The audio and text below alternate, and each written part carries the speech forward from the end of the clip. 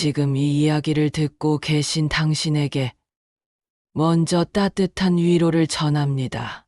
이 이야기는 단순한 한 어머니의 고백이 아닙니다. 노년의 고독, 가족의 의미, 그리고 세상에서 가장 깊은 사랑의 무게를 다시 생각하게 하는 그런 진솔한 이야기입니다. 저는 김순애, 올해 81살입니다. 제 인생은 오직 단 한 사람, 제 아들 준석이 하나만 바라보며 흘러갔습니다. 남편은 아이가 6살 때 세상을 떠났습니다. 갑작스러운 사고였고, 그날 이후 저는 더 이상 눈물조차 흘릴 수 없었습니다. 슬퍼할 시간도, 울 여유도 없었습니다. 남편의 장례를 치른 바로 다음 날부터 저는 새벽 시장에서 일했습니다. 매일같이 날이 밝기도 전에 나가서 생선 손질을 하고 상자를 나르고 손끝이 트고 굳은 살이 베어갔습니다. 그렇게 저는 오직 하나, 준석이 하나만을 생각하며 살았습니다. 아이는 언제나 웃으며 말했습니다. 엄마, 난 괜찮아. 그 말이 오히려 마음을 아프게 했습니다. 아이가 너무 일찍 철이 들었기 때문입니다. 유치원 발표회 날, 저는 야간 일을 마치고 헐레벌떡 달려갔습니다. 앞자리에서 다른 부모들이 환하게 웃으며 아이를 찍을 때 저는 뒷문에 숨어 조용히 눈물을 삼켰습니다. 준석이는 무대 위에서 저를 보고 씩 웃어주었습니다. 그 모습이 얼마나 든든하고도 안쓰러웠는지 모릅니다. 비 오는 날이면 우산을 들고 학교 앞까지 마중 나가곤 했습니다. 다른 아이들은 부모가 차를 타고 와 데려가는데 우리 집에는 차가 없었습니다. 저는 오래된 운동화를 신고 비 맞으며 교문 앞에 섰습니다. 아이가 멀리서 뛰어오면 저는 활짝 웃으며 우산을 씌워 주었습니다. 그날 아이가 제 손을 꼭 잡으며 말했습니다. 엄마, 나 커서 엄마처럼 착한 사람 될 거야. 그 말이 아직도 제 귀에 생생합니다. 아이를 키우며 살던 단칸방은 늘 좁고 추웠지만 벽지 위에 붙어있던 준석이의 낙서 하나하나가 저에겐 보물 같았습니다. 엄마 사랑해요. 삐뚤빼뚤 쓴 그 글씨를 보고 저는 매일 밤 혼잣말로 대답했습니다. 엄마도 사랑해. 우리 준석이. 어릴 땐 말을 잘 듣던 준석이도 사춘기가 되자 갑자기 말수가 줄어들고 눈도 잘 마주치지 않으려 했습니다. 어느 날은 학교에서 싸움이 났다며 선생님에게 연락이 왔고 저는 쩔쩔매며 학교로 달려갔습니다. 아이는 고개를 푹 숙이고 서 있었습니다. 다른 부모들이 화를 내고 도사와 싸우는 모습을 볼 때도 저는 조용히 아이의 손만 꼭 잡아주었습니다. 집에 돌아오는 길에 아이는 말없이 걷기만 했고 저는 그래도 괜찮다고 엄마는 내 편이다라고 말해 주었습니다. 그 말이 얼마나 위안이 됐는지는 지금도 모릅니다. 하지만 그 말은 저 자신에게도 필요한 위로였던 것 같습니다. 준석이가 대학교에 합격했을 때 저는 하늘이 준 선물처럼 느꼈습니다. 누구의 도움도 없이 오로지 본인의 노력과 제 수입으로 여기까지 왔다는 게 너무 대견했습니다. 학교 앞 자취방을 마련하며 냄비와 이불을 사다 주고 싱크대 밑에 작은 전기밥솥을 설치하면서 저는 속으로 이 아이가 내 전부다라고 되뇌었습니다. 그러나 언제부터인가 아이와의 대화는 짧아졌습니다. 전화는 일주일에 한 번, 한 달에 한 번으로 줄었습니다.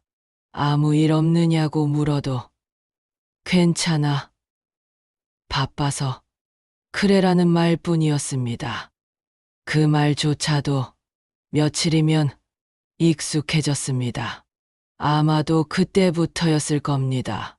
저의 하루가 점점 말라가기 시작한 건 아이가 결혼했을 때 저는 기쁘면서도 한편으론 불안했습니다.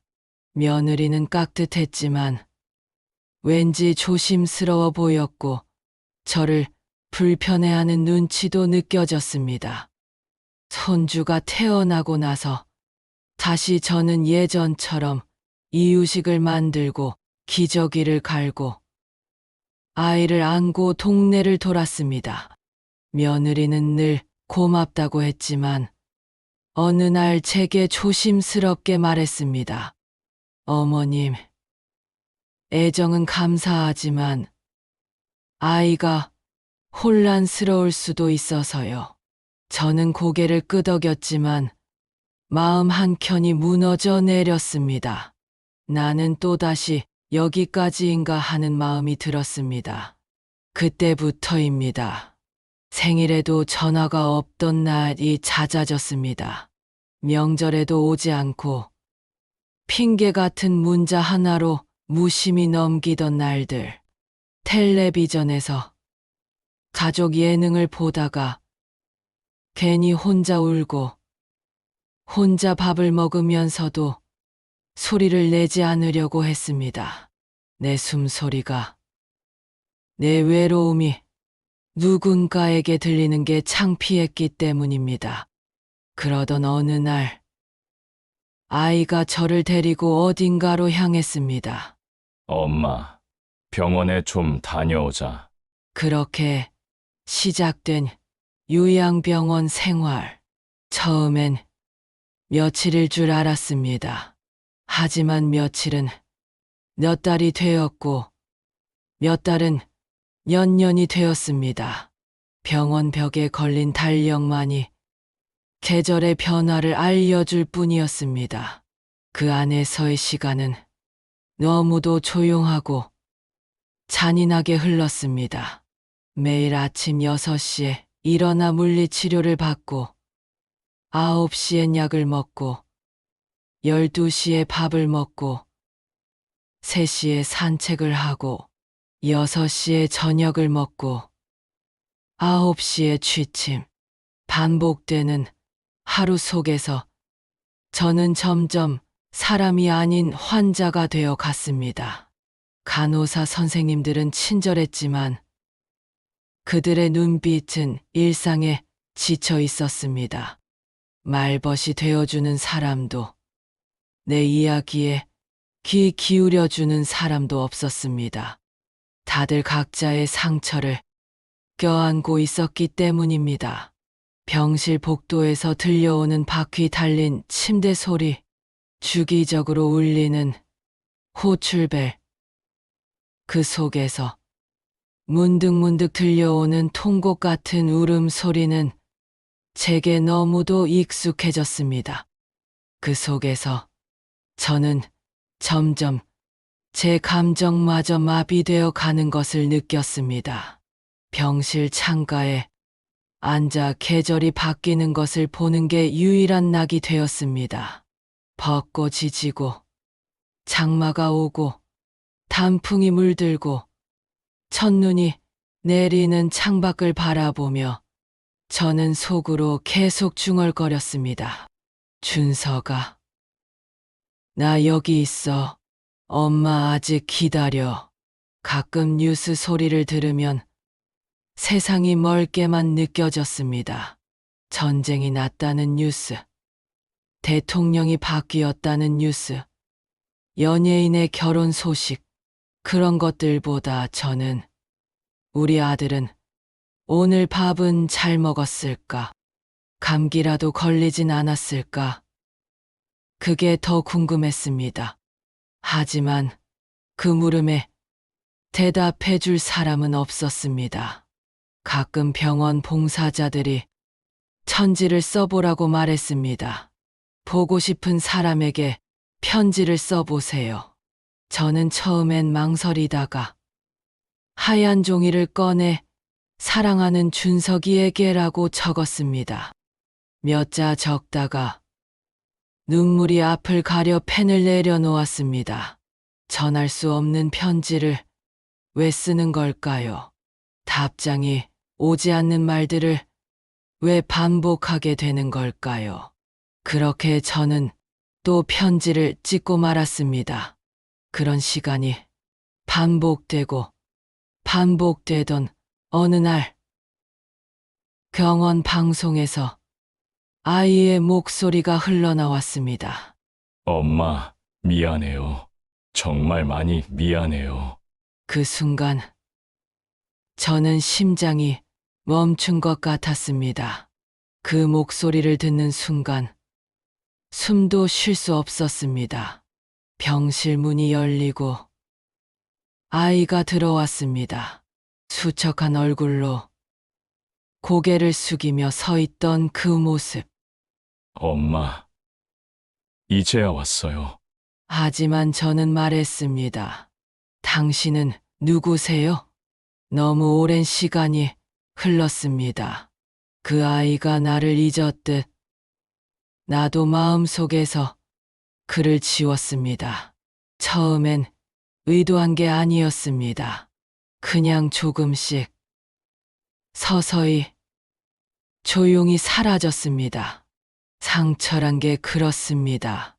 시간이 지나면 무뎌진다지만 그 무딤은 잊음과 같았습니다. 그 아이는 울었습니다. 그리고 매주 병원을 찾기 시작했습니다. 자두를 사들고 오고 옛날 사진을 들고 오고 함께 산책을 하자며 제 손을 이끌었습니다. 저는 가끔 그 아이를 기억하지 못합니다. 이름이 떠오르지 않고 낯설기도 합니다. 하지만 그 아이는 늘 말합니다. 괜찮아, 엄마. 엄마가 몰라도 난 엄마 아들이에요. 그 말을 들을 때면 마음 한구석이 따뜻해집니다. 하지만 그 따뜻함은 곧 다시 차가운 현실로 돌아옵니다. 사랑은 기억 속에서만 존재하는 걸까요? 아니면 사랑은 기억하지 않아도 계속되는 걸까요? 저는 요즘 그런 생각을 자주 합니다. 사랑이라는 건 내가 누구인지 잊어도 상대가 나를 알아봐 주는 것 아닐까요? 지금도 저는 여전히 그 병원 침대 위에 있습니다. 세상은 여전히 바쁘게 돌아가고 있고 누군가는 지금도 부모를 뒤로 한 채 앞으로만 걸어가고 있을지도 모릅니다. 하지만 저는 여기서 기다립니다.